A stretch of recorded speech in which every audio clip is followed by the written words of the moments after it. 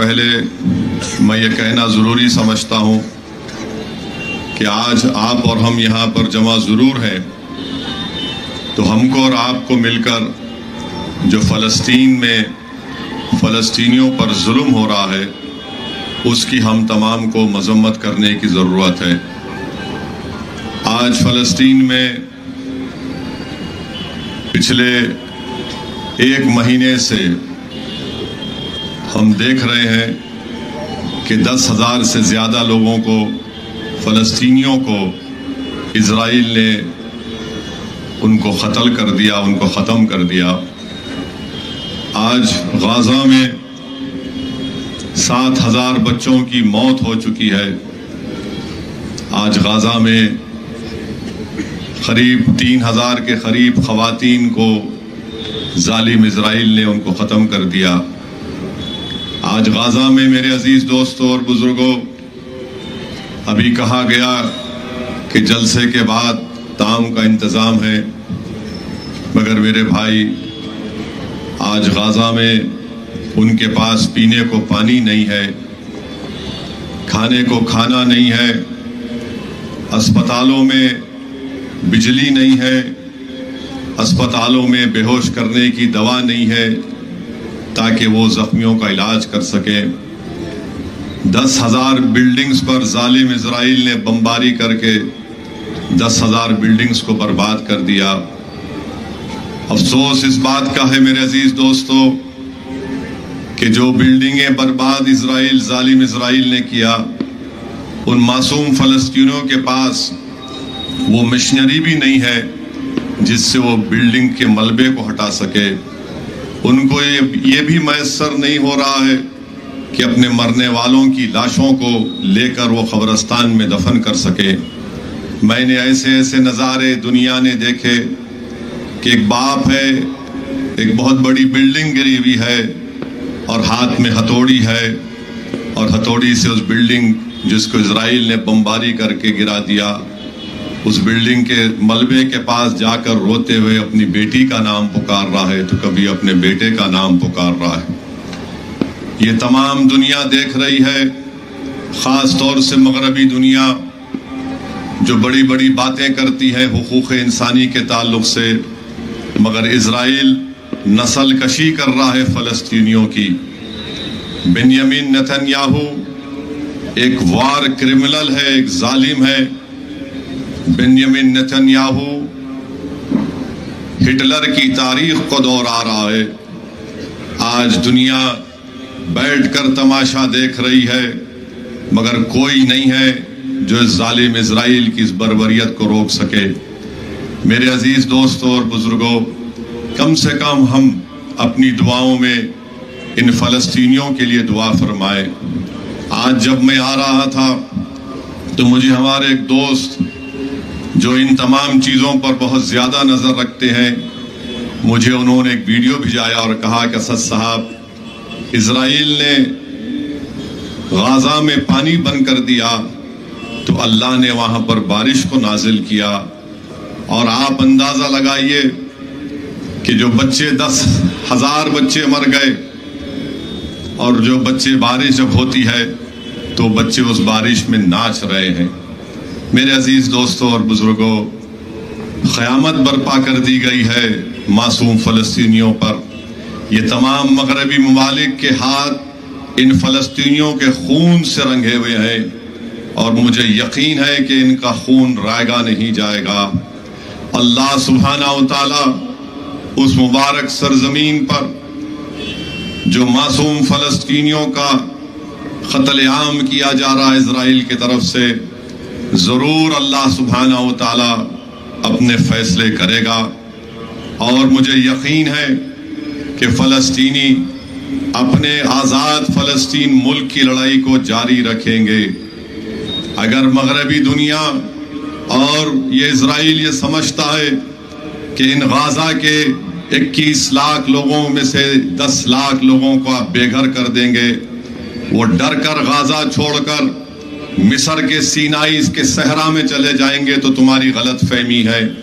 जब तक एक फ़लस्तीन का बच्चा जिंदा रहेगा, सुन लो बेंयामिन नेतन्याहू और ज़ायनिस्ट, तुम्हारे खिलाफ एहतजाज बुलंद करेगा, वो फ़लस्तीन का झंडा लहराएगा। और हम भी आज इस सरजमीन से फ़लस्तीनियों की तायीद करते हैं, उनके लिए दुआ करते हैं कि अल्लाह सुब्हाना व तआला उन फ़लस्तीनियों की गैब से मदद फरमा दे। अल्लाह सुब्हाना व तआला उन फ़लस्तीनियों की गैब से मदद फरमा दे। अल्लाह सुब्हाना व तआला शाफी है, अल्लाह सुब्हाना व तआला जख्मियों का इलाज करा दे। अल्लाह सुब्हाना व तआला रज़्ज़ाक़ है, अल्लाह तो उनको रिज़्क़ पहुंचा दे। अल्लाह सुब्हाना व तआला जब्बार है, या अल्लाह इन जालिमों को तू देख ले। मेरे अजीज दोस्तों और बुजुर्गों, इस पूरी दुनिया में अगर कोई बहादुर कौम है तो उनका नाम फ़लस्तीनी है। वो 75 साल से अपने आज़ाद मुल्क के लिए लड़ रहे हैं।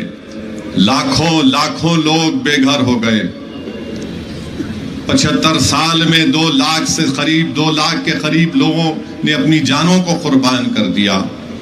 हमारे मुल्क में भी यहाँ पर गांधी ने कहा था कि अरब की ज़मीन अरबों के लिए, बरतानिया की ज़मीन अंग्रेज़ों के लिए, फ्रांस की ज़मीन फ्रांसीसी लोगों के लिए। हमेशा भारत ने, इंडिया ने फ़लस्तीनियों की तायीद की। आज भी हम उन फ़लस्तीनियों की तायीद करते हैं। हम मज़म्मत करते हैं इज़राइल की बर्बरियत की। इज़राइल एक जालिम मुल्क है। इज़राइल एक जालिम मुल्क है जो मासूम फ़लस्तीनियों का कत्लेआम और नस्ल कशी कर रहा है। दूसरी अहम बात जो मैं आपको अर्ज करना चाहता हूं मेरे अजीज दोस्तों और बुजुर्गों, आप जानते हैं कि तेलंगाना में असम्बली के इंतखाबात हैं और 30 नवंबर के दिन इंतखाबात के रायदही का दिन है। तो मेरी आप तमाम से अपील है कि आप लोग एक अच्छा फैसला लीजिए, आप लोग एक सही फैसला लीजिए, ताकि तेलंगाना में जो पिछले 9.5 साल से जो एक अमन का माहौल है, वो अमन का माहौल बरकरार रहे। यहाँ पर मजलिस की मुखालिफत में बहुत से लोग बहुत सी बातें करते हैं। मजलिस ने क्यों ऐसा नहीं किया, मजलिस को ये नहीं करना चाहिए था। मगर मैं उस पे आने से पहले चिवड़ला, विकाराबाद और तांडूर की आवाम का भी शुक्रिया अदा करना चाहता हूं। आपने मरहूम कायद सालार मिल्लत को 6 मरतबा रुकने पार्लिमान बनाया। मैं आपका शुक्रिया अदा करना चाहता हूं कि आपने मुझे 1 मरतबा अपनी खिदमत करने का मौका दिया। मेरे अजीज दोस्तों और बुजुर्गों, जो चिवड़ला, विकाराबाद और तांडूर की आवाम है, यकीन जानिए मैं आपको बहुत याद करता हूं। मेरे पास अल्फाज नहीं है, आप लोगों की मोहब्बत का कैसे शुक्रिया अदा करूं।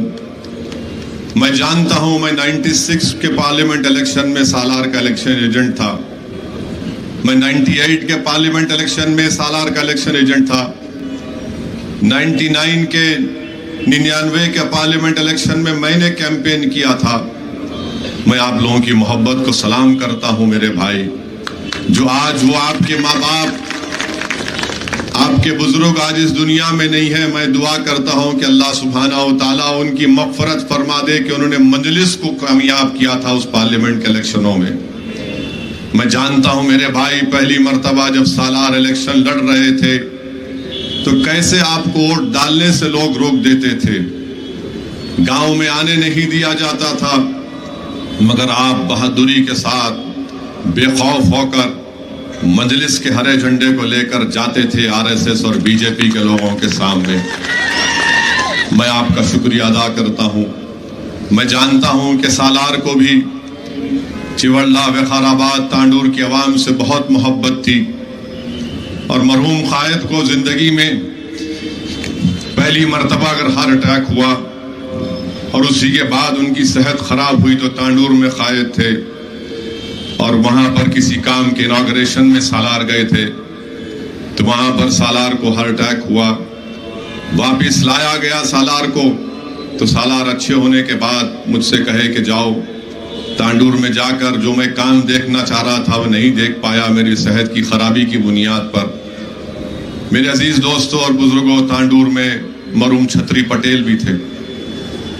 बेइंतहा मोहब्बत करने वाले लोग, बहुत बड़े बड़े लोग थे, आज इस दुनिया में नहीं रहे। मगर मैं आपको यकीन दिला रहा हूं, असदुद्दीन ओवैसी आपकी खिदमत से महरूम तो हो गया, मगर मैं कभी भी आपका काम, आपकी खिदमत को नहीं छोड़ूंगा। मैं तुम्हारे वोट से तो महरूम हो गया, मगर आपका खादिम था, हूं और रहूंगा। आपके साथ मैं हूं, मंजलिस आपके साथ है। आप हरगिज ये मत समझिए कि सिर्फ रंजीत रेड्डी आपका एमपी है, असदुद्दीन ओवैसी भी आपका एमपी था और रहेगा इंशाअल्लाह। तो ये मेरा और आपका एक करीबी कनेक्शन है मेरे भाई, एक करीबी रिश्ता है। आपने मंजलिस पर बहुत बड़ा एहसान किया। आपने मेरे कायद को पहली मर्तबा एमपी बनाया। लोग नहीं जानते कि सालार सिर्फ 5 या 10 हजार वोट से पहला इलेक्शन जीते थे, और आप लोगों की बड़ी मेहनत रही। अल्लाह आपको सलामत रखे। मैं ये बात हमेशा कहता हूँ, और जब कभी भी आपकी सरजमीन पर आता हूँ मैं आपका शुक्रिया अदा करता हूँ, क्योंकि हमको ये सिखाया गया कि जो तुम्हारी मदद करता है तुम उसका शुक्रिया अदा करो और कभी भी उनके एहसान को मत भूलो। मैं एहसान फरामोश कभी नहीं था, न कभी रहूंगा। मैं एक गयूर बाप की औलाद हूँ, मैं एक बहादुर शेर की औलाद हूँ, जिसने जिंदगी में उसूलों पर कॉम्प्रोमाइज नहीं किया, ना हमको सिखाया। तो मेरे अजीज दोस्तों, मैं बताना चाह रहा हूँ, हाँ बैठ बैठ, माल रात हो गई, आते ऐसे लोग। तो खैर आराम से बिठाओ, बिठाओ बिठाओ बिठाओ बिठाओ, आराम से बिठाओ। तो मेरे अजीज दोस्तों और बुजुर्गों, तीसरी बात जो मैं आपके सामने रखना चाह रहा था इस असेंबली इलेक्शन के बारे में। मजलिस के मुखालिफिन ये बोलते कि मजलिस ने क्या किया। आज आप देखेंगे कि आज के इस जलसे के मजमे को देखकर कांग्रेस और बीजेपी के लोगों को अब नींद नहीं आएगी 30 नवंबर तक इंशाअल्लाह। बिल्कुल नींद नहीं आएंगी। अब इसके बाद ये लोग ये शुरू कर देंगे, क्या किए थे बताओ, क्या किए। मैं उनका जवाब ये देना चाह रहा हूं, वक़ाराबाद जिले का नाम वक़ाराबाद अगर है तो मजलिस इत्तेहादुल मुस्लिमीन की नुमाइंदगी की वजह से है। इसमें कोई कांग्रेस बीजेपी का रोल नहीं था, कोई नहीं था। अभी आप सुने, हमारे भाई ने तकरीर में कहा, मैं खुद सीएम के पास जाकर बैठकर कहा कि अनंतगिरी हिल्स नहीं रख सकते आप, आपको वक़ाराबाद रखना पड़ेगा। और केसीआर ने कहा, असद भाई, फोन उठा के बोले, असद भाई बोले नाम डाल दो, वक़ाराबाद नाम रखो।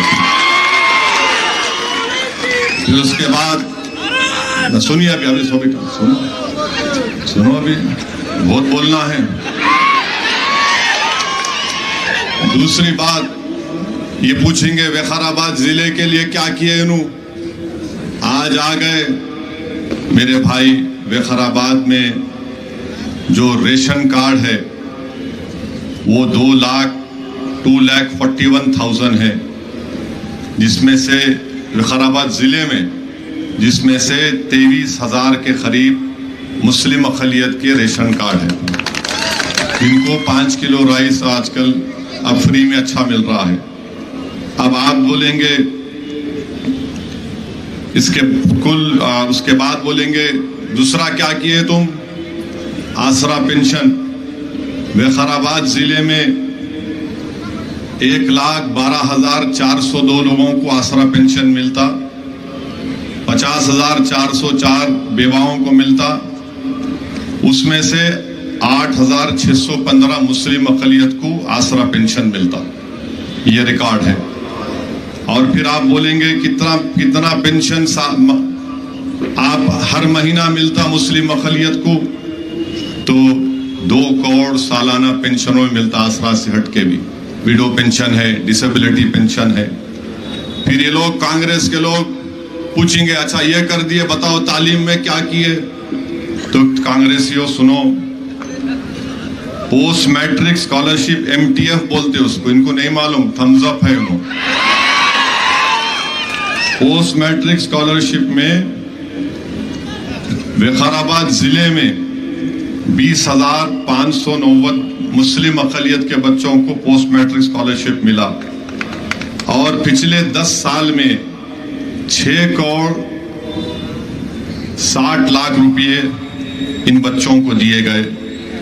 फिर कांग्रेस वाले बोलेंगे कि रीइंबर्समेंट ऑफ ट्यूशन फीस में क्या है, तो मेरे भाई उसका भी रिकॉर्ड देता हूं, जरा फोन खोलना पड़ता। ये फोन जो है खिलौना बना हुआ है आजकल, तो कल चेक कर लेना कांग्रेस के लोग जाके इसको। ये आप देखो, reimbursement of tuition fees, reimbursement बोल दिया मैं, रीइंबर्समेंट ऑफ ट्यूशन फीस 10,499 10,499 मुस्लिम अक़लियत के तुलबा और तालिबात को दिया गया। 9.5 साल में 11 करोड़ 20 लाख खर्चा हुआ। ये मजलिस की नुमाइंदगी पर। चीफ मिनिस्टर की ओवरसीज स्कॉलरशिप है, ये भी मजलिस शुरू कराई कांग्रेसियों, तुम नहीं करे। ओवरसीज स्कॉलरशिप में विकाराबाद के 12 मुस्लिम अक़लियत के बच्चों को ओवरसीज स्कॉलरशिप मिल रही जो मुल्क से बाहर यूनिवर्सिटीज में पढ़ रहे हैं। विकाराबाद असेंबली कॉन्स्टिट्यूंसी के 6 बच्चों को मिला, 12 में से 3 का सिलेक्शन हो गया, सेकंड इंस्टॉलमेंट के पैसे आने का है। कितने खर्च हुए विकाराबाद जिले में ओवरसीज स्कॉलरशिप में? 2 करोड़ 12 लाख। शादी मुबारक में पूरे जिले में 7,520 लोगों को शादी मुबारक का बेनिफिशरीज हैं। विकाराबाद असेंबली कॉन्स्टिट्यूंसी में 2,399 लोगों को शादी मुबारक के चेक मिले पिछले 9.5 साल में। पूरे जिले में 60 करोड़ रुपये शादी मुबारक में दिए गए और विकाराबाद के असेंबली कॉन्स्टिट्यूंसी में 19 करोड़ रुपये दिए गए। अब कांग्रेस वालों, अब तुमको तो दवा भी काम नहीं करेगी, सच्चाई बयान कर रहा हूं। फिर आप ये भी बता रहा हूं आपको, इन्हों बोलते मजलिस क्या किए, अकबरुद्दीन ओवैसी असेंबली में क्या किए। तो सुनो आप, पूरे तेलंगाना का बोल रहा हूं आपको। अब मैं, हमारे मीडिया वाले जरा लिखो, जरा आपको मसाला देता हूं, मैं जबरदस्त देता हूं इंशाल्लाह। आपको मैं मायूस नहीं भिजाने वाला हूं, मगर ये भी जबरदस्त है। देखो, पूरे तेलंगाना में पोस्ट MTF बोलते पोस्ट मैट्रिक स्कॉलरशिप को 9.5 साल में मजलिस की नुमाइंदगी पर मामू की हुकूमत 474 करोड़ खर्चा किए। कितने बेनिफिशियरीज है? 14,27,714। विकाराबाद का बोल दिया आपको मैं। रीइंबर्समेंट ऑफ ट्यूशन फीस पूरे तेलंगाना में 1,748। कितने बेनिफिशियरीज को मिला? इसमें करीब 1 लाख के ऊपर लोगों को मिला। प्री मैट्रिक स्कॉलरशिप जो लेफ्ट ओवर थी वो 21 करोड़ रुपए खर्चा हुए। CM ओवरसीज स्कॉलरशिप में 492 करोड़। कितने मुस्लिम अक़लियत के बच्चे लंदन, अमेरिका, बरतानिया में पढ़ रहे हैं यूनिवर्सिटीज में 2 साल के कोर्स में? 3,224। मजाक नहीं है भाई, गरीब खानदान के बच्चे बच्चियां 3,224 मजलिस के अकबरुद्दीन ओवैसी ने असेंबली में खड़े होकर लड़ा था, हुकूमत ने मंजूरी दी। आपके शिवारेड्डी पेट पे टेमरिस का स्कूल है। पूरे तेलंगाना में जो टेमरिस के स्कूल हैं 201, 9.5 साल में मजलिस की नुमाइंदगी पर 3,070 करोड़ के करीब खर्चा हुए, जिसमें से अभी 1,20,000 पढ़ रहे हैं। बच्चियों का स्कूल हॉस्टल अलग, बच्चों का अलग। और 80,000 9.5 साल में पढ़ के निकल गए। 12वीं जमात तक पढ़ के निकल गए हमारे बेटियां और बेटे। अभी 1,80,000 उसमें पढ़ रहे। और इसको अकबरुद्दीन ओवैसी और MLAs नुमाइंदगी पर जूनियर कॉलेज में तब्दील किया गया। उन जूनियर कॉलेज में 32,660 मुस्लिम अक़लियत के बेटे बेटियां पढ़ रहे हैं। CDM है, 14 करोड़ खर्चा हुआ। कितनों को फायदा हुआ? 49,310। माइनॉरिटी स्टडी सर्कल है, 17 करोड़ खर्चा हुए। सिविल सर्विस में 700 बच्चों को पढ़ाया गया। दूसरे वेरियस ग्रुप में 9,319। पूरे तेलंगाना में शादी मुबारक के जो 9.5 साल में मामू खर्चा किए वो 2,340 करोड़। कितने लोगों को शादी मुबारक के चेक मिले पूरे तेलंगाना में? 2,76,225। ये रिकॉर्ड है। इमाम मौज़म 316 करोड़ रुपए इमाम मौज़म के ऊपर खर्चा किए गए हैं। अब 17,000 इमाम मौज़म को ऑनरेरियम महाना मिलेगा, करीब 9,900। फिर आप इसमें वफ़ की गारंटी नेट है, दावत इफ्तार है, रैतु बीमा है, उसमें भी मुस्लिम अक़लियत को शेयर मिला है। अब कांग्रेस वाले बोलेंगे अच्छा ये तो बताओ कितनों को फायदा हुआ इससे? पूछेंगे उनके RSS अन्ना। तो RSS अन्ना और उनकी पार्टी को बता रहा हूं, JEE मेन में 99 मुस्लिम अक़लियत के बच्चे क्वालिफाई हुए। JEE एडवांस में 9, MBBS में 11, BDS और अदर कोर्सेस में 129। तेलंगाना के MSET इंजीनियरिंग में 1,500 मुस्लिम अक़लियत के बच्चे। MSET एग्रीकल्चर और दूसरा है 1,860। क्लैट लॉ का एग्जाम 11। तेलंगाना का लॉ का एंट्रेंस 152। CUET में 7, TS DEE CT DET में 13, NIFT में 1, HCL टेक BE में 31 31, CA फाउंडेशन में 2, CS फाउंडेशन में 9, CMA में 7, IIIT RGUKT में 17, पॉलीसेट में 1,590।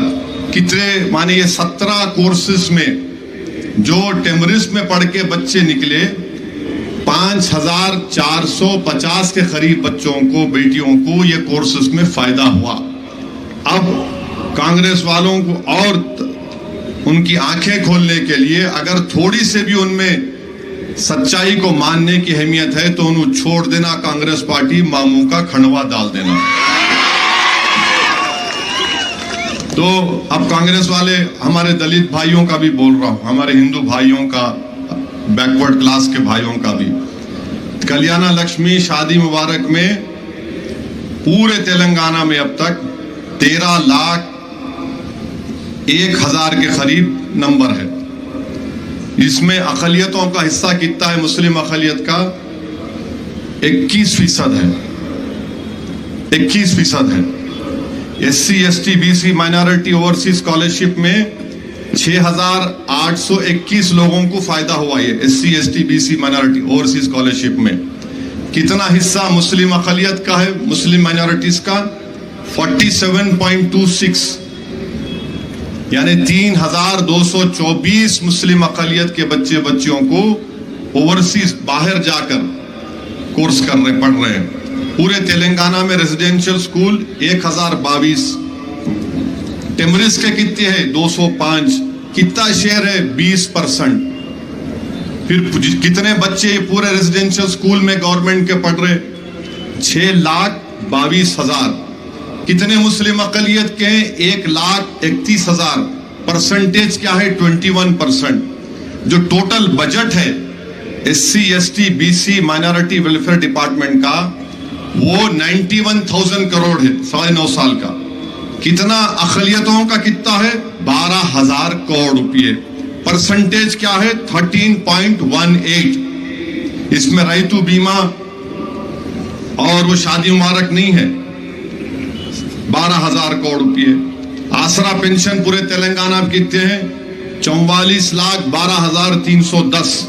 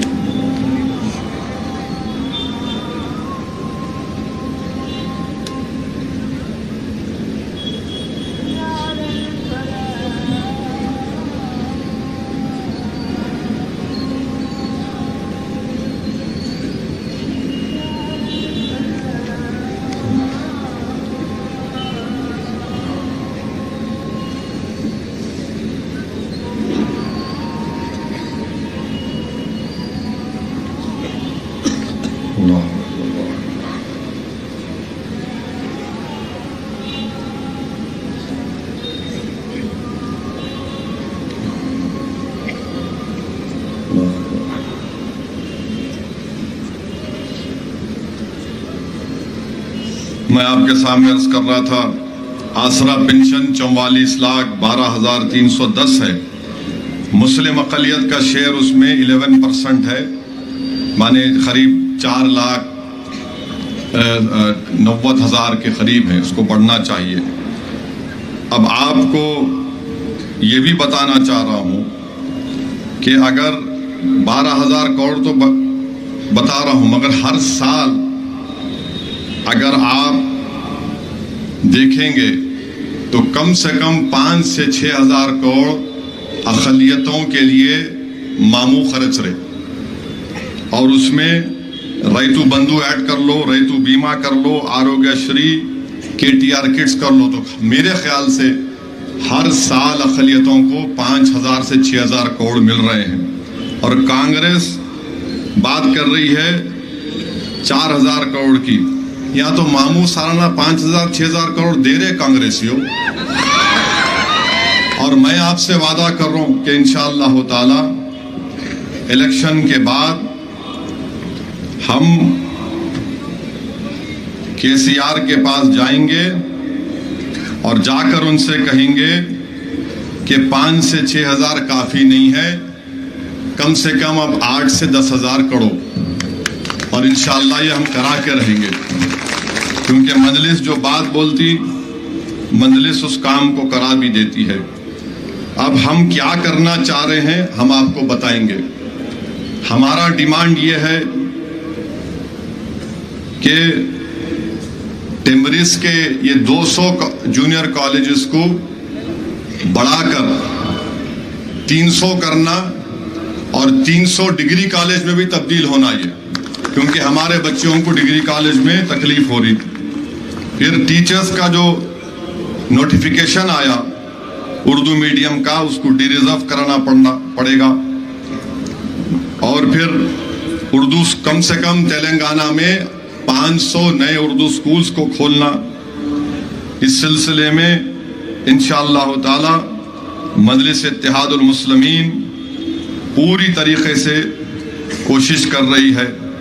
और फिर विकाराबाद के लिए पालमरू का लिफ्ट इरिगेशन का स्कीम है।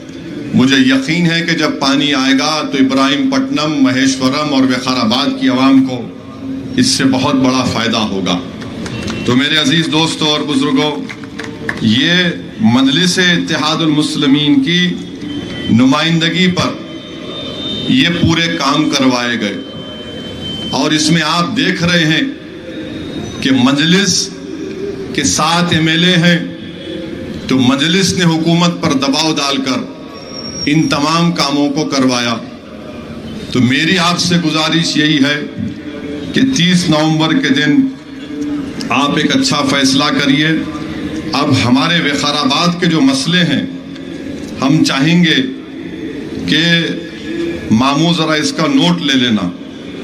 जितने मामू के लोग यहाँ पर है जाके सुनाओ उनको कि हम विकाराबाद में, शिवारेड्डी पेट में, गंगारम में, आलमपल्ली में, वहाँ पर खबरस्तान की दीवारों का मसला है, एक उर्दू घर लर्निंग सेंटर है, पैसे देना है, मोमिन पेट के शादी खाने का ज़मीन का मामला पेंडिंग है, जूनियर कॉलेज मोमिन पेट में होना, और इंशाअल्लाह ताला टेकुलापल्ली में उर्दू मीडियम स्कूल की कंपाउंड वॉल होगी।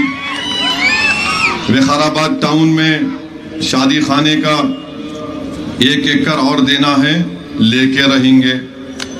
कब्रस्तान विकाराबाद टाउन में 2 एकड़ और देना है, देना पड़ेगा, नहीं तो फिर खबर बनेंगी।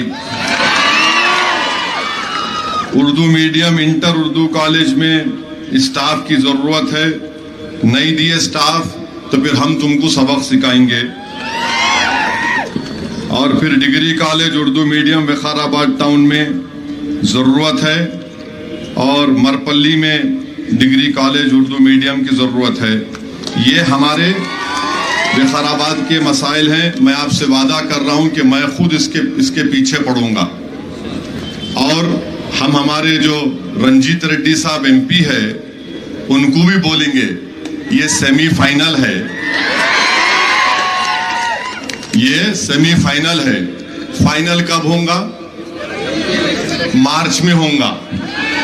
तो रंजीत रेड्डी साहब, ये सेमीफाइनल तो इंशाअल्लाह ताला जीत जाएंगे आप।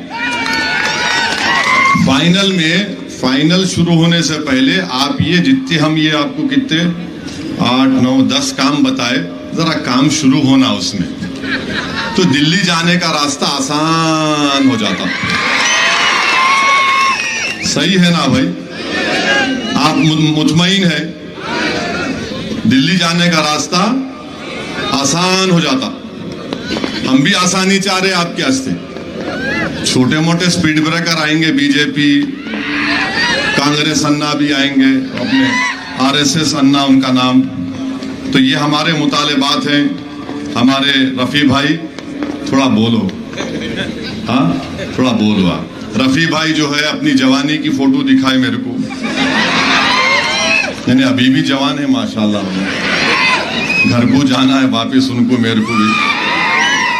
तो उन्होंने सालार के गुलपोशी कर रहे थे, वो फोटो दिखाए। अल्लाह आपको अच्छा रखे रफ़ी भाई, बहुत शुक्रिया। मगर ज़रा ये बता दो आप, मैं जो बोला सो मैं पहुंच जाती हैं, होंगे सब हमारे दोस्ता पूरे, पुलिस के भी है, बहुत से लोग हैं, हर एक रहते, बीजेपी के भी होंगे, RSS अन्ना के भी होंगे, छुप के बैठे होंगे, उनको लाइव सुना रहे होंगे, असद साहब ऐसा बोले, असद साहब ये बोले। खैर मेरे भाई, अब मसाला दे रहा हूं आपको, सुनो। हमारे मीडिया वाले बहुत दूर से आए, क्या बोलते हैं क्यों बोल के। तीसरा इल्जाम कांग्रेस पार्टी का यह है आजकल कि असदुद्दीन ओवैसी गोशामैल नहीं लड़ते। और क्यों नहीं लड़ते? 2009 में राजशेखर रेड्डी CM बने, अरे 4 में बने। मेरे अच्छे ताल्लुकात थे उनसे, क्योंकि मैं MLA भी था उनके साथ।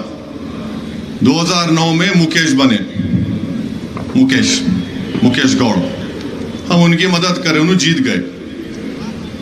2014 में उन्होंने क्या हुआ, उन्होंने इलेक्शन लड़े, हार गए, हम नहीं लड़े। फिर 2018 में 2018 में क्या हुआ मैं आपको बोलता हूं, वो भी फोन खोलना पड़ता जरा। तो 2018 में क्या हुआ, गोशा महल में हम नहीं लड़े।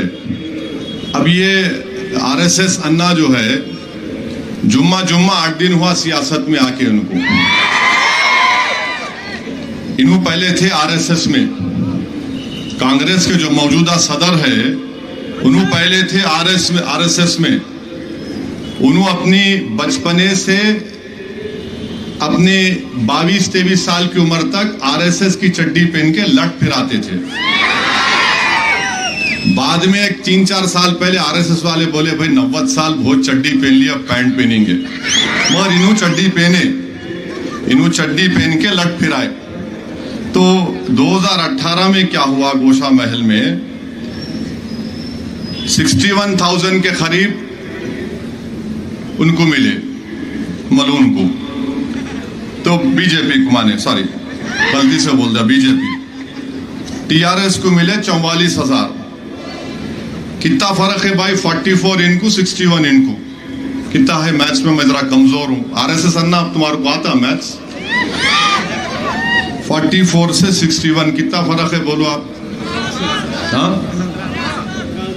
17,000 का फर्क है ना। कांग्रेस कितने वोट ली? सही बोले अम्मा, वोट चाल 26,322 कांग्रेस ली। अरे मेरे को, मेरे पीछे पड़ गए। तुम ले रहे उसको जिता रहे, तुम डील कर लिए, यहां पे हम काटते, एलबी नगर में मेरे को एमपी बना दो। 26,000 तुम लिए, 44,000 कांग्रेस ली, और मित्रों की पार्टी 61,000 ली। तुम क्या कान में, हमको समझ रहे हमारे कान में फूल है, बोलने पे आए तो तुम क्या, तुम्हारे बाप भी सामने नहीं ठहरते मेरे। अब आप हमारे को बोलना नहीं ठहरते वहां पे। अरे तेरे को जिताए थे ना 2009 में मुकेश को, 2014 में मुकेश को कोशिश करे, 2018 में तुम खड़े हो गए। बोल भी रहा था मत खड़े रहो, तुम खड़े हो के वोट काटे। असद साहब के कॉन्स्टिट्यूंसी में हो, असद साहब के कॉन्स्टिट्यूंसी में बहुत लोग आए। असद साहब के कॉन्स्टिट्यूंसी में नेहरू जू भी है, क्या करूं मैं। असद साहब के कॉन्स्टिट्यूंसी में 4 मीनार भी है, हमारे बुजुर्ग बनाए सो है। किले गोलकुंडा भी है, 400 साल पुरानी मंदिर मेरे कॉन्स्टिट्यूंसी में है, 400 साल पुरानी। किसको भी नहीं मालूम, ये हैदराबाद है, इसकी खूबसूरती है। मालूम ना मालूम, बस अपने दखनी कहावत है, दीवाने उठे सर को मुसल लपटे, बोलते इसका हाल वही है। नहीं उन्होंने करे। अब आप सुनो, इल्जाम लगाते इनके राहुल गांधी, क्या है नहीं मालूम उन्हें मेरे को। मगर एक बात याद रखो, कभी अकेले नहीं रहना दुनिया में, समझे ना। हमेशा घर में कोई रहना। जिसके घर में कोई नहीं रहता उन्हें ऐसी निकलता, बेबहरा बोलते रहता, भगा बोलो बोलो बोलो, कुछ तो ही बोलो। दोनों को जोड़ा है मुल्क में, दोनों को है ही नहीं, कोई भी नहीं है। अब आके पूरा अंदर घर का फ्रस्ट्रेशन, अकेलेपन का हमारे पे निकालते दोनों। कोई रहे ना बाबा। देखो कितना हंस रहे आप लोग, पूरे शादीशुदा है ना, हंस रहे। घर को गए तो हंस सकते, नहीं हंस सकते ना। तो आप हंस रहे बाहर, तो आके हम पे गुस्सा निकालते। तो मालूम हुआ कि अकेलापन इंसान के लिए ठीक नहीं है। रहना, कोई तो रहना, कुछ भी नहीं है। अब इनको मैं दिख गया, महाराज मेरे पीछे पड़े हुए। एक तरफ मोदी बोलते ओवैसी के हाथ में स्टीयरिंग, अमित शाह के बोलते हम मुस्लिम रिजर्वेशन खत्म कर देंगे ओवैसी। इनका वो बंडी, जिसकी बंडी का टायर हम पंक्चर कर दिए, वो बोलता कि मैं ओल्ड सिटी पे सर्जिकल स्ट्राइक करता हूं। अरे क्या बाप की जागीर। अब इन्हों तो चौथा आ गए राहुल गांधी। MIM पैसे ली, पैसे लेती हूँ, ऐसा ऐसा। अरे मैं बोला मियाँ ये गर्दन के रगा फट जाएंगे आराम से, पैसे लिए बोलो। अरे वो बेचारा हमारा साबिका विक्रम क्या भट्टी विक्रमा, उन्हें तर्जुमा कर रहे, उसको पुकार पुकार, उन्हें भी सुनता, और इतने गुस्से में बोल रहे आप। अब इनका जवाब क्या है राहुल गांधी का? मैं 2004 से 2012 तक डॉक्टर मनमोहन सिंह की हुकूमत की तायीद करा। राहुल गांधी जब तुम दोबारा तेलंगाना को आएंगे, मैं तुमको चैलेंज कर रहा हूं, तुम बोलो कितने पैसे दिए थे मेरे को। तुम बोलना तेलंगाना की आवाम में, बोलना आकर कितने पैसे मेरे को दिए, और तुम्हारे कहने प्रूफ है तो वो भी दे दो। 2008 में न्यूक्लियर डील हुई थी, 2008 में, अब आपको नई बात करो, 2008 में न्यूक्लियर डील हुई थी, उसका नो कॉन्फिडेंस का मोशन था, नो कॉन्फिडेंस का मोशन था। तो रात में एक बहुत बड़े कांग्रेस के लीडर मेरे पास आए थे, आके बोले रात के 12 बजे, मैं जल्दी सोने वाला आदमी हूं, सुबह उठना पड़ता ना अपने को तौबा करने के लिए, जल्दी सो जाते अपन, मैं काम रहा तो रात भर जागते, नहीं रहा तो बोलते नको रे भाई, ज्यादा जागे तो फिर उन्हें शुरुआत है घर में जो है, जल्दी अपना फायदा है, कोई काम नहीं डालो, बिस्मिल्लाहिर्रहमानिर्रहीम दुआ करना, अल्लाह तो आयतल कुर्सी पढ़ना, सो जाना राइट साइड पे। मैं सो गया, रात के 12 बजे हमारा राजू अभी भी है मेरे दिल्ली में घर में मार रहा। अरे मतलब क्या हुआ भाई, क्या तो भी हुआ सर, वो कोई आए बड़े आदमी। अरे मतलब सुने मेरे को, नहीं सर नहीं जाते बोल रहे, मैं बुलाया वो बड़े आदमी को, बोला क्या है जनाब, ये कोई तरीका है रात के 12:30 बजे? तो मेरे को बोले जरा आइए गाड़ी में। अरे मैं बोला मैं ये 12:30 बजे रात को गाड़ी में तुम्हारी क्या करूं? 1 मिनट आओ आप।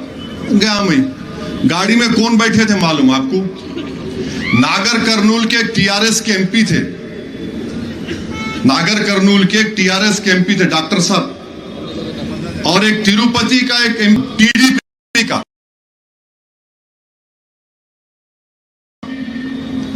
वो दोनों गाड़ी में बैठे थे। मेरे को बोले असद साहब आपकी जो सीट है, इन लोग आपके बाजू बैठते थे, इनको डर हो रहा बीजेपी वालों से, खाली आपके बाजू बैठते। मतलब मेरे बाजू कहीं क्यों बैठते भाई? नहीं साहब बोल, दोनों बोले असद अन्ना तुम्हारे बाजू बैठ जाते। अरे मतलब 12:30 बजे रात को मेरे बाजू बैठ रहे? नहीं सुबह में, मतलब अच्छी बात है।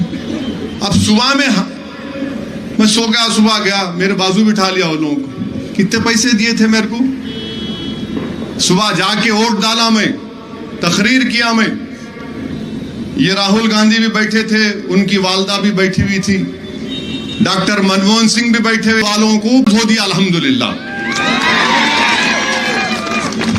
उस वक्त मैं ये बोला कि अगर भारत के फेवर में न्यूक्लियर डील है तो भारत के मुसलमानों को भी फायदा है।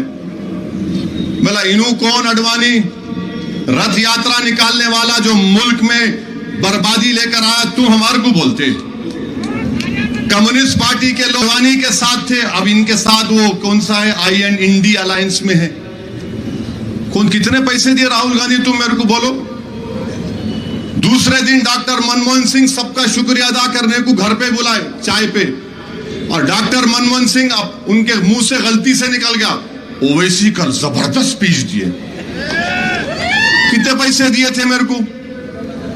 तो सोनिया गांधी बीच में आके बोले लालू यादव जरा मेरे को देखे, मैं उनको देखा, मेरे को देखे तो मैं देखता हूं किसको भी। तो सोनिया गांधी माशाल्लाह वो औरत बहुत बुर्दबारी है, उसमें बेटे में नहीं है। तो उन्होंने बोले नहीं सब अच्छा बोले, ऐसा बोले। प्रणब मुखर्जी का प्रेसिडेंट का इलेक्शन था, उस यूपीए की मीटिंग में मैं बोला देखो उस वक्त के आंध्र प्रदेश में आपके तेलंगाना के एमएलए क्रॉस वोटिंग करेंगे, क्योंकि तकरीबन तेलंगाना के एमएलए मामू के टच में आ गए थे। हम मामू के खिलाफ थे नहीं थे, हम तेलंगाना के खिलाफ थे, खुल के बोल रहा हूं मैं। और मैं बोला उधर आंध्रा के एमएलए जगन के साथ चले जाएंगे। मीटिंग हो गई, अहमद भाई मरहूम अल्लाह उनकी मगफरत करे, मेरे को आके बोले जरा मैडम और डॉक्टर साहब आपको रुको बोल रहे। मेरे को रुक जा। अब अचानक मेरे सामने आए, आके बोले नहीं कुछ करना पड़ेगा आपको। मैं सर को हाथ लगा लिया, मतलब मैं कुछ भी नहीं कर सकता। जगन को आप लोग जेल में डाले, मैं नहीं डाला। आप जगन को आप बोलो, नहीं आप बोलना, आपका दोस्त है, आपके राजशेखर रेड्डी से अच्छे ताल्लुकात थे, आप जाके बोलो। और फिर मेरे को क्या बोले, हम विजय बोल के नहीं बोलना। मैं ये क्या मतलब? खैर मैं गया, जगन से मिला, जगन बहुत नाराज थे, चंचलोड़ा जेल में। आप पूछना जगन से कभी, मीडिया वाले समय बोला बोल के। जगन मोहन रेड्डी आधे घंटे तक नहीं आए जेल में। मैं बैठा हुआ हूं, सुप्रिटेंडेंट से देखते हैं चेहरा उसका। अब उन्हें मेरे को देख रहा, उन्होंने आते बोल रहे, मिला नहीं बोलो, मैं मिलने आया।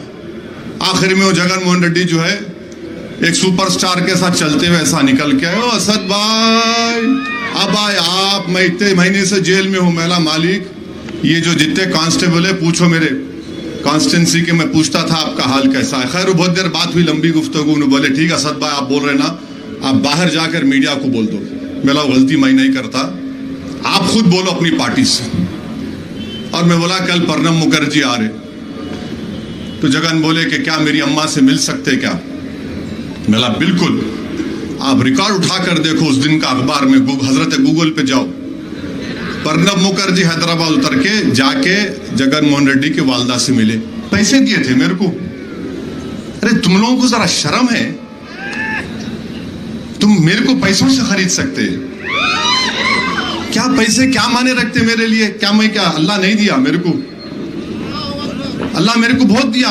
सबसे बड़ी दौलत जो अल्लाह मेरे को दिया वो रसूल अल्लाह सल्लल्लाहु अलैहि वसल्लम का उम्मती बना हम तमाम को। दुनिया की सबसे बड़ी दौलत है। ये दीवानों को मालूम ही नहीं वो दौलत क्या होती। तुम दुनिया की दौलत, अरे मेर करें तो दीन और दुनिया की दौलत है, उनके सदक़े में सब मिल रहा, मिलता रहेगा मेरे को। तुम लाख कर लो कुछ नहीं होता मेरे को, क्योंकि कमली वाले का करम है, दुआएं हैं अहले दिल की। अभी लोग बोलते पैसे लिए, अरे तुम कौन सा पैसा देते रे मेरे को? तुम्हारे दुनिया की दौलत तुम लाके रख दो, थूक तो उस पर मैं अल्हम्दुलिल्लाह। तुम मेरा जमीर मेरा ईमान नहीं खरीद सकते। बीजेपी से पैसे लिए बोल रहे ना, तो याद रखो आज अवाम में बोल रहा हूं मैं। रसूल अल्लाह सल्लल्लाहु अलैहि वसल्लम की मस्जिद नबवी में था, मैं जुम्मे की नमाज पढ़ के निकल रहा था, तो एक साहब ऐसी बोले, मैं उनका हाथ पकड़ लिया, मैंने चलो रसूल अल्लाह सल्लल्लाहु अलैहि वसल्लम के सुनहरी जालियों के पास तुम खड़े रह के बोलना ये बात। तुम सुनहरी जालियों के सामने, आका के सामने खड़े रह के बोलना कैसे तो दिन पैसे लिया। मतलब चलो मेरे साथ, तुम चलो। बोला मेरा इस बारगाह से बड़ी कोई बारगाह दुनिया में नहीं है, चलो बोलो। आओ आका के सामने खड़े रह के बोलो तुम। और जो दुनिया में मेरे को बोल रहे, तुमको अशर में ये बोलना पड़ेगा।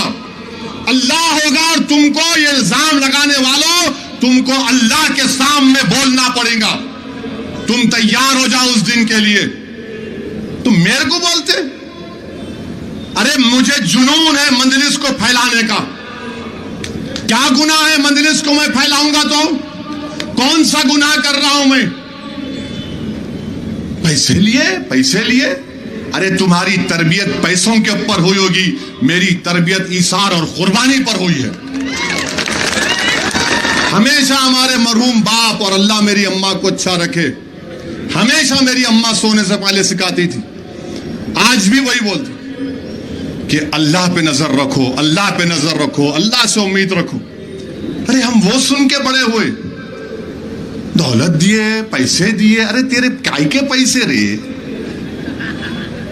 पैसे कितने पैसे देते? इनका अजीब मामला है। और राहुल गांधी ये समझते कि मैं नेहरू परिवार का हूं, तुम आसमान से टपका। तुम आसमान से नहीं टपके, कोई आसमान से नहीं टपका। इस भारत में कोई खानदान पानदान नहीं चलेगा। जो मेहनत करेगा, जो जज्बा रहेगा, जो मन चला रहेगा, जुनूनी रहेगा, लोग उसके पीछे जाएंगे। पैसे लिए, बताओ कितने पैसे दिए तुम बताओ। और तुम राहुल गांधी अब बोल रहे हो। मेरे को कई कांग्रेस के लोग दिल्ली से फोन करके बोले, आप राहुल को नहीं बोलना था, फैमिली को नहीं बोलना था। अरे मैं बोला कई की फैमिली रे? कौन सी फैमिली? किसी फैमिली को नहीं मानता मैं, सब बराबर है, कोई बड़ा छोटा नहीं है। तुम बड़े तो मैं तुम्हारा बाप का बड़ा हूं, याद रखो। कोई बड़ा छोटा नहीं, सब बराबर है। तुम्हारे पास जो चमचे पलते होंगे वो तुमको बड़ा समझते। कभी भी तुम्हारे से मिला, आंख में आंख डाल के बात किया और बात वैसे ही करूंगा मैं। राहुल गांधी ये बोलो, तुम अमेठी हार गए, मैं नहीं था। स्मृति ईरानी से तुम्हारी डील क्या हुई बोलो? मैं नहीं था ना, था मैं लड़ा इलेक्शन, हार गए। कौन दिए पैसे उनको हारने को? 2019 का लोकसभा चुनाव लड़े, इन्हों पार्टी के प्रेसिडेंट 50 पे आके दम तोड़ दिए। मोदी से कितने लिए तुम बताओ मेरे को, आप कितने लिए राहुल गांधी? तुम मोदी से बताओ कितने पैसों में तुम बिके मोदी के सामने, बताओ देश को। अपना इलेक्शन हार गए, वायनाड में जीते। क्यों जीते? क्योंकि वहां पे 30% असदुद्दीन ओवैसी है। तुम आके हमारे को बोलते। याद रखो, तुम्हारी हर बात का जवाब देने को तैयार हूं मैं। कोई पैसों से खरीद नहीं सकता। हां, तुम मोहब्बत दिखाओ, मैं अपना सब चीज कुर्बान करने को तैयार हूं। तुम अगर लड़ने को आओगे तो मैं मर जाऊंगा, मगर तुम्हारे सामने सर नहीं झुकाऊंगा कोई ताकत के सामने। आप हमारे को बोल रहे ऐसा करे वो करे। अच्छा, मैं तो बोल दिया राहुल गांधी को आओ, कई को बोलते प्यारे तुम वायनाड छोड़ो, अमेठी तुम जाने वाले नहीं है, फिर हारते तुम वहां पे। अगर तुम गए अमेठी को तो मैं आ रहा हूं राहुल गांधी तुम्हारे खिलाफ, इंशाअल्लाह ताला आऊंगा मैं। खाली आके जरा दौरा करके जाता हूं, खाली एक मस्जिद में जाके नमाज पढ़ के अस्सलाम वालेकुम भाई तुम्हारा फकीर आया है, मेरी लाज रख लो, इतना ही बोलूंगा बस। देखेंगे क्या होता फिर। और फिर उन्हों खत्म हुए तो इनका पीसीसी का प्रेसिडेंट इन्हों आरएसएस से आए। मेरी बात यकीन करो आप, मैं जिम्मेदारी के साथ कह रहा हूं, इन्हों आरएसएस से आया ये पीसीसी का प्रेसिडेंट। इसकी शुरुआत आरएसएस से हुई, इसकी जिंदगी जब तक रहेगी आरएसएस में ही रहेगा। और आरएसएस की खूबसूरती है कि आरएसएस सब कुछ छोड़ती है। सब तू वहां जा, तू यहां जा, तू उधर जा, तू इधर जा। तो इन्होंने शुरू किया आरएसएस, फिर उसके बाद इन्होंने बीजेपी में एबीवीपी बीजेपी में गए। 1999 में असेंबली का इलेक्शन बाई इलेक्शन हुआ, सैयद सज्जाद साहब का इंतकाल हो गया, कारवान का।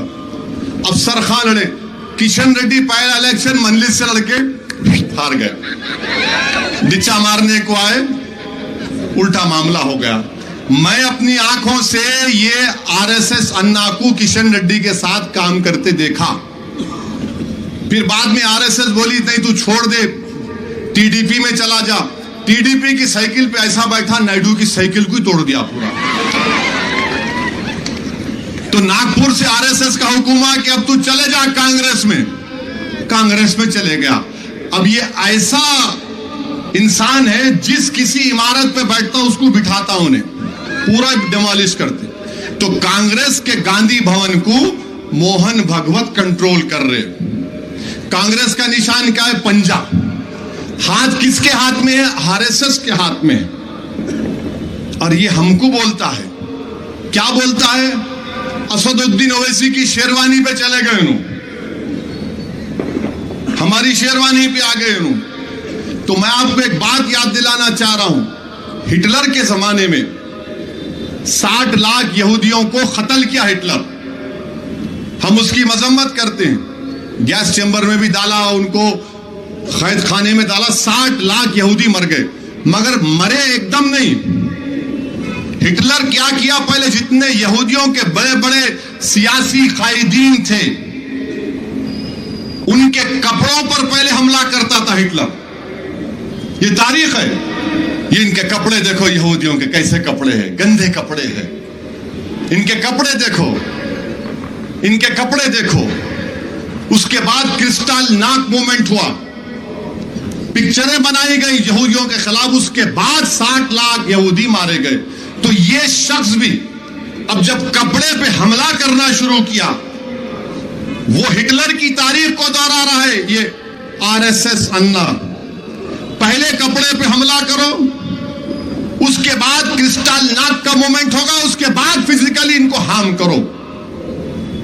इसकी जहनियत नफरत इसके जबान पे आ ही गई। तो उसको असदुद्दीन ओवैसी से नफरत तो दिखा रहा है, मगर नफरत है हर शेरवानी, कुर्ता पैजामा, टोपी और दाढ़ी रखने वाले से। इसको नफरत जुबान पे अल्लाह ला ही दिया, अल्लाह इसको एक्सपोज कर दिया। असदुद्दीन ओवैसी को नहीं इसने कहा, बल्कि आप तमाम को इसने पैगाम दिया कि जैसा हिटलर ने पहले जबान से कपड़ों पर हमला किया, उसके बाद जिस्मानी हमले शुरू हुए।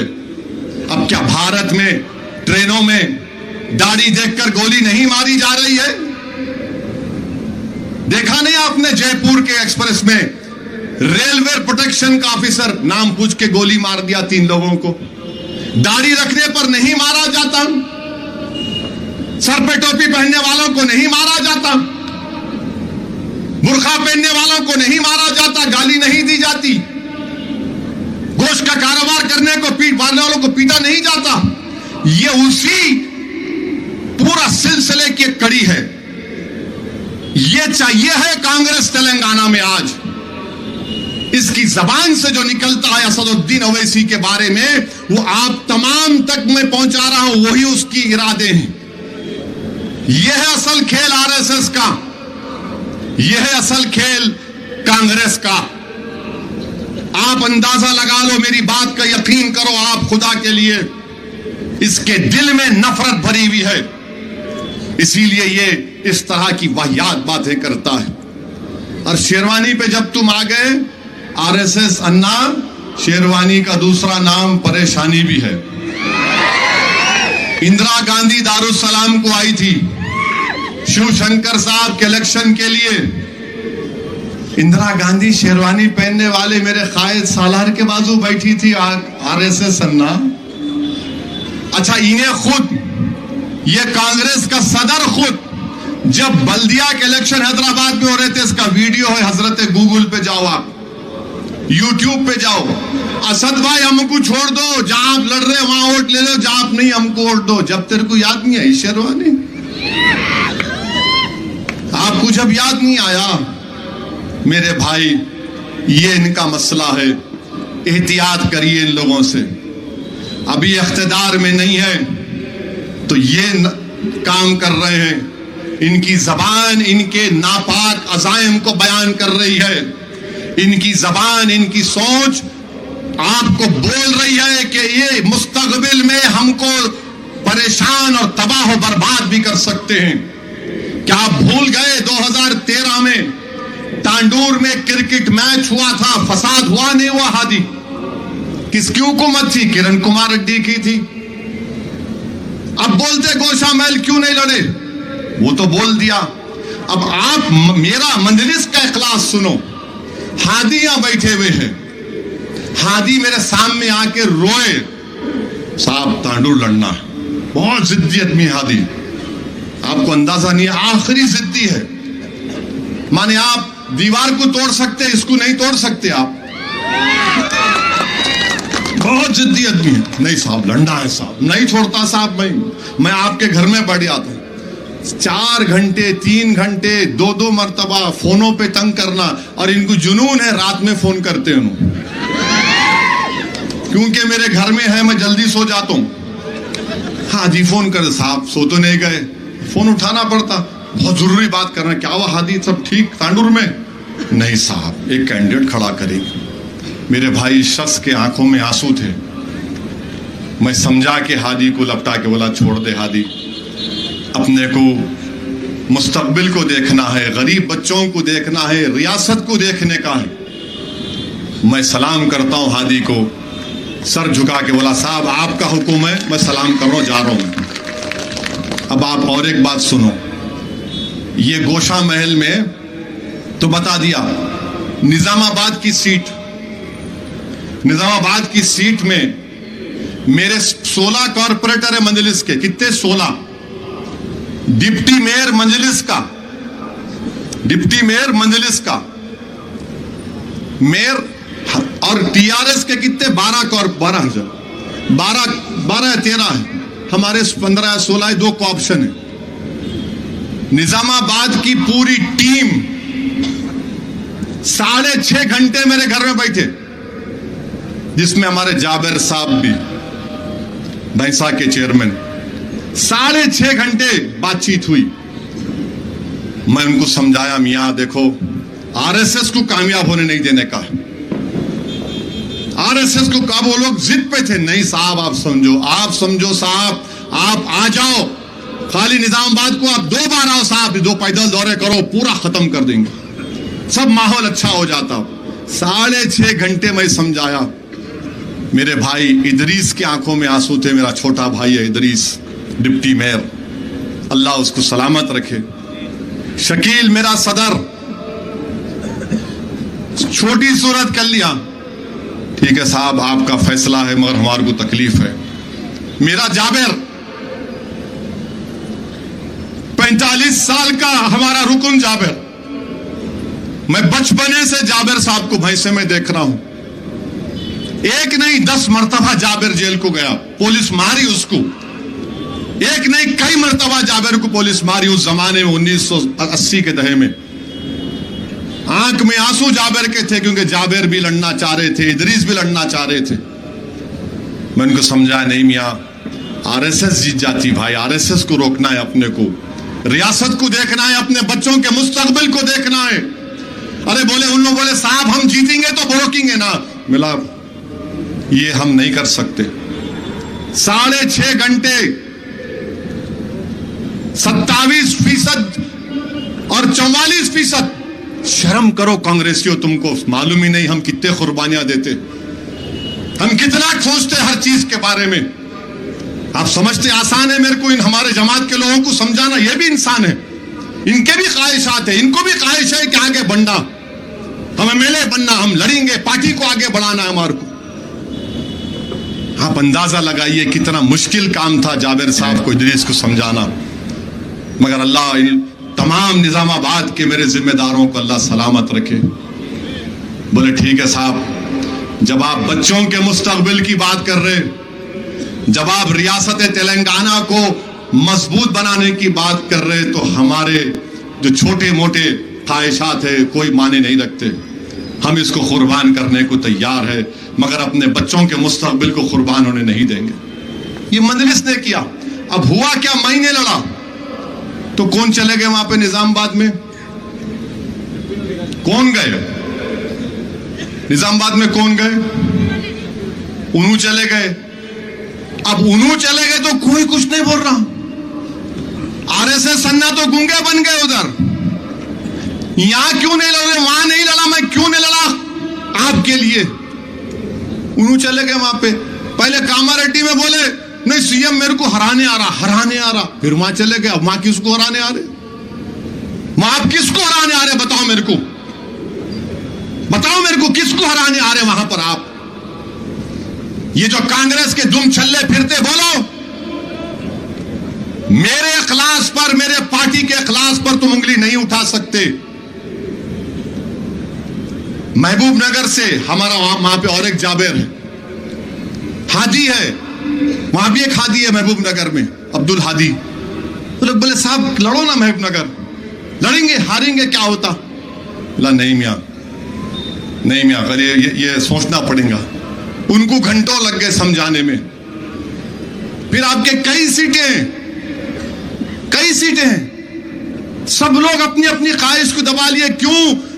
रियासत तेलंगाना के मुस्तकबिल को बचाना है, इन बच्चों का मुस्तकबिल खुशगवार रहना। हम तेलंगाना को वो जगह बनने नहीं देंगे जहां पर लोगों के घरों को तोड़ दिया जाता है। हम तेलंगाना को जगह नहीं बनने देंगे जहां पर एनकाउंटर किया जाता है। हम तेलंगाना को वो जगह बनने नहीं देंगे जहां पर हिंदू और मुसलमान एक दूसरे से लड़ेंगे। हम तेलंगाना को जगह बनने नहीं देंगे जहां पर हर मजहबी त्योहार पर झगड़ा होता है। यह मजलिस की सोच है और तुम हम पे उंगली उठाते। अरे तुम जानते भी नहीं है हमको कितनी मोहब्बत है अमन से, कितनी मोहब्बत हमको हमारे इन नौजवान बच्चों से है। मजलिस ने फैसला लिया, आसान फैसला नहीं है मेरे लिए।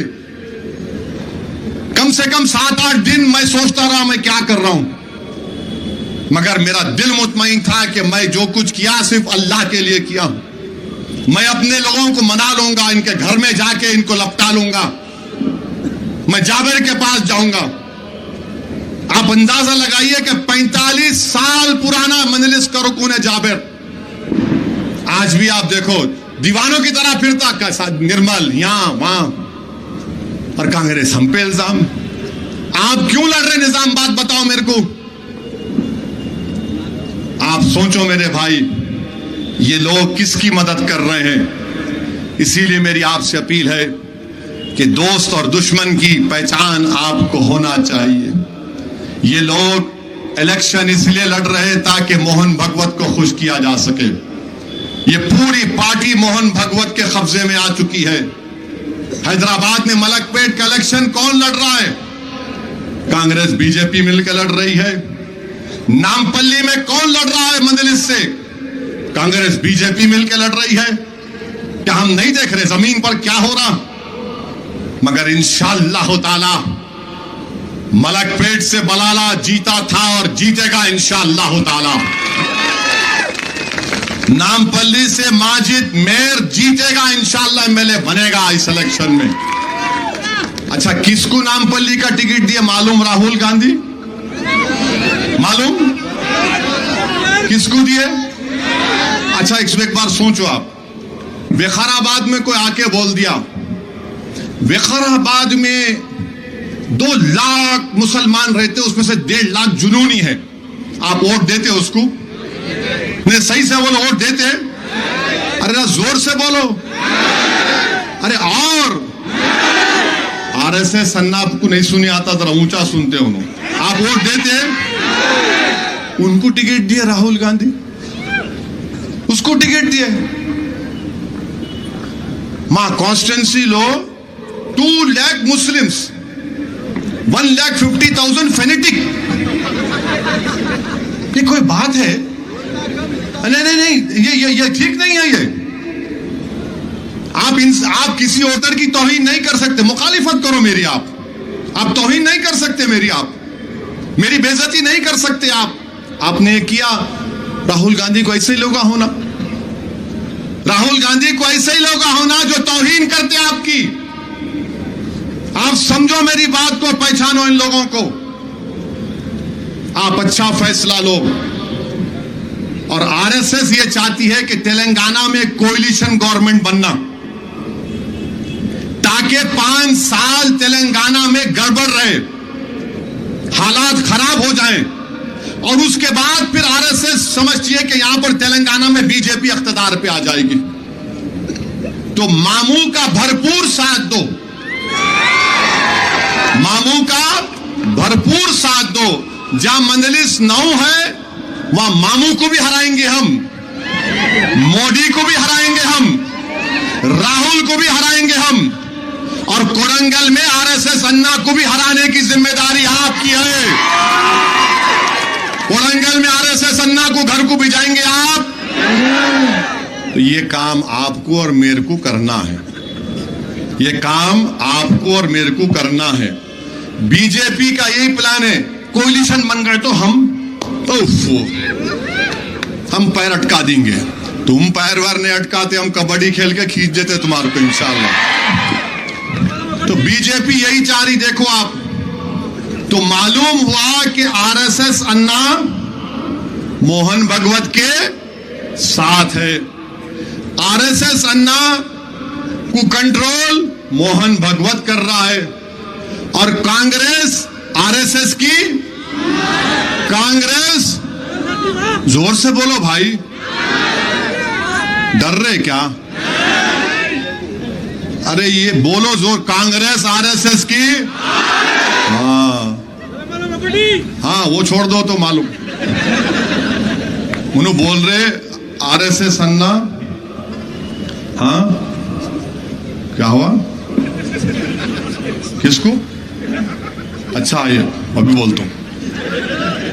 तो ये मामला इनका है, और आरएसएस बीजेपी को कंट्रोल करती। तो आप ये देखो खेल कैसा हो रहा है।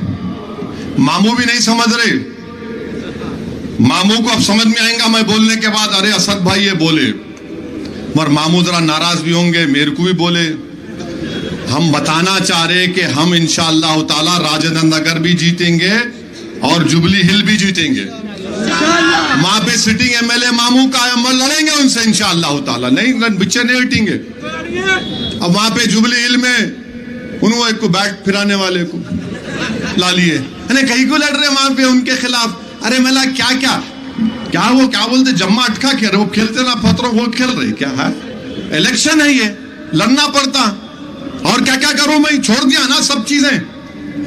119 में 9 लड़ रहा हूं, तुम 110 लड़ो ना।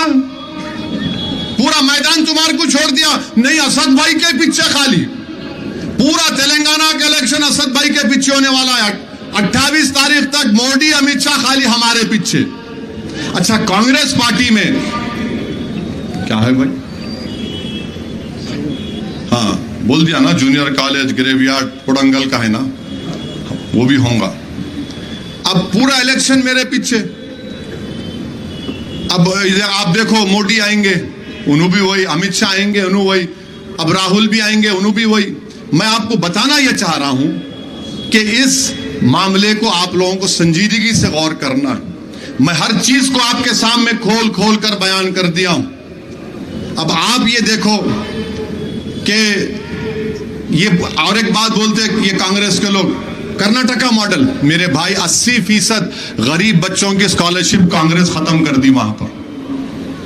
अब कांग्रेस में आज नोटिफिकेशन है, कांग्रेस में जो कर्नाटका में जो पब्लिक सर्विस एग्जामिनेशन का नोटिफिकेशन है उसमें लिखा हुआ है कि हिजाब पहन के कोई भी एग्जाम नहीं लिख सकते।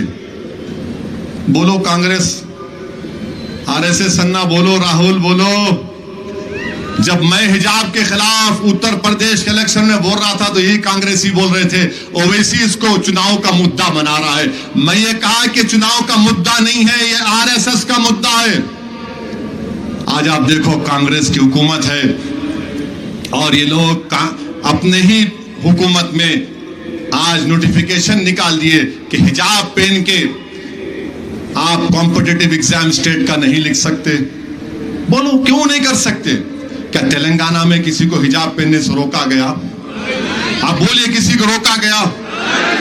कर्नाटका में हो रहा है, कर्नाटका में हो रहा है। अच्छा कर्नाटका के इलेक्शन के दौरान ये कांग्रेसियां नहीं बोले थे बजरंग दल पे बैन, बोले थे ना, अब कहां गया बैन? वो याद रखिए कांग्रेस आरएसएस की मां है।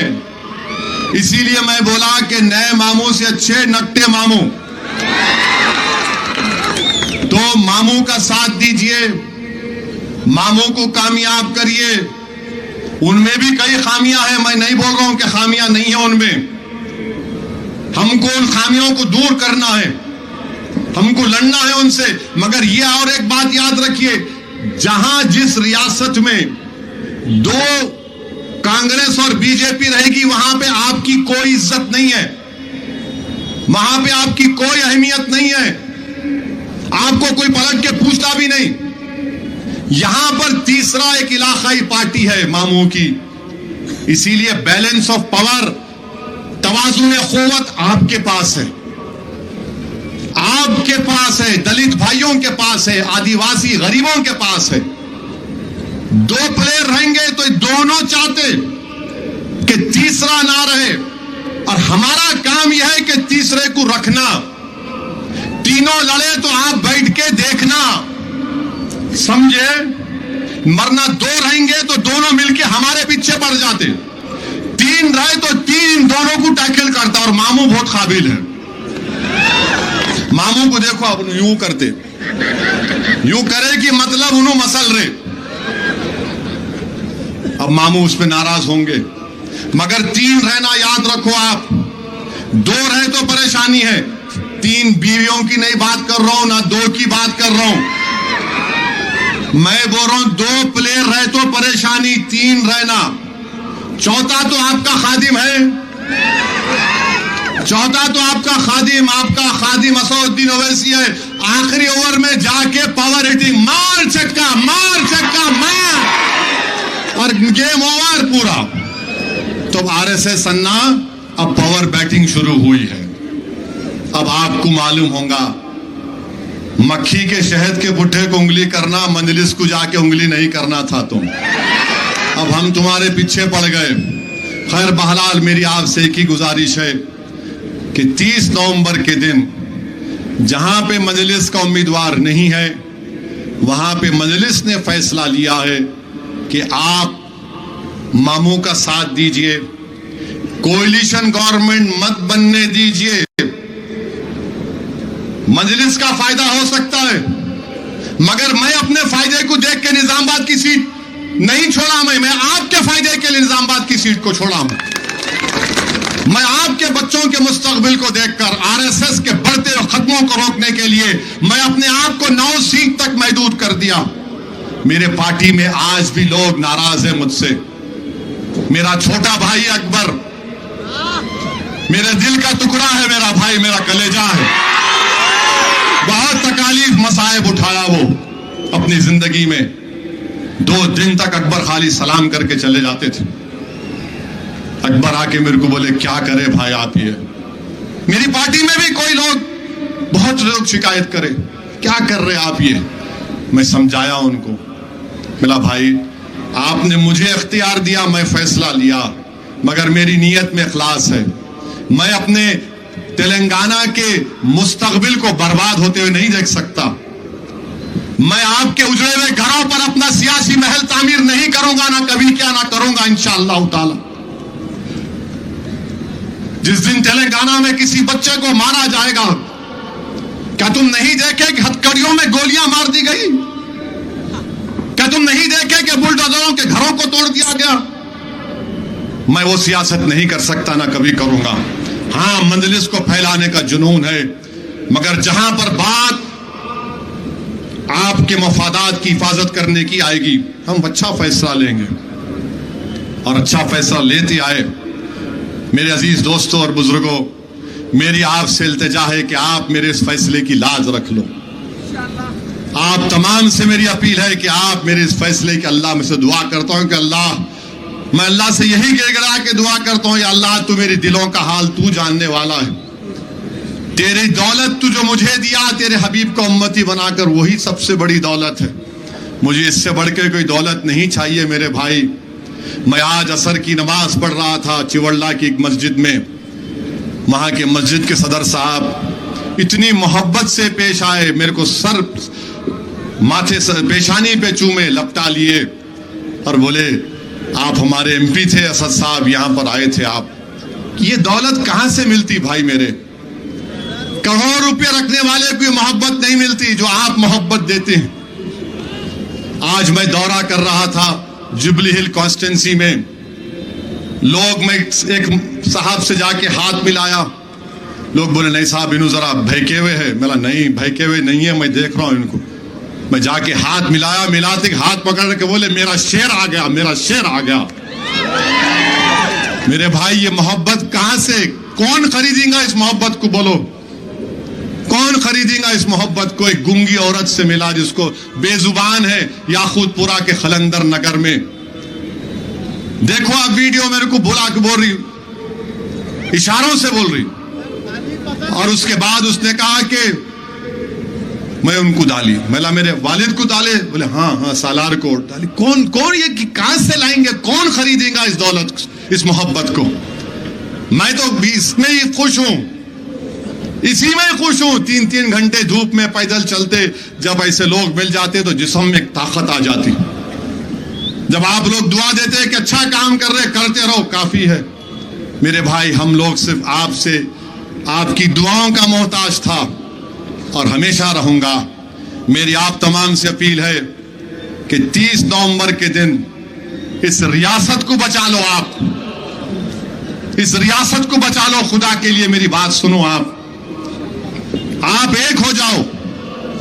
मैं पूरे इखलास के साथ, जिम्मेदारी के साथ कह रहा हूं, इस रियासत को बचा लो।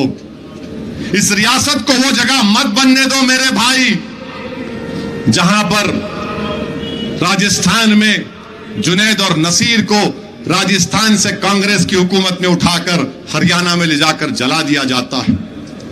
एक जुनैद नसीर मर गए और नहीं मरने चाहिए। मैं अपनी सियासी ताकत का इजाफा जुनैद नसीर की मौत पर नहीं कर सकता, उनके इंसाफ के लिए लड़ना भी है। मेरी आपसे अपील है कि इन तमाम बातों पर गौर करिए, एक अच्छा फैसला लीजिए।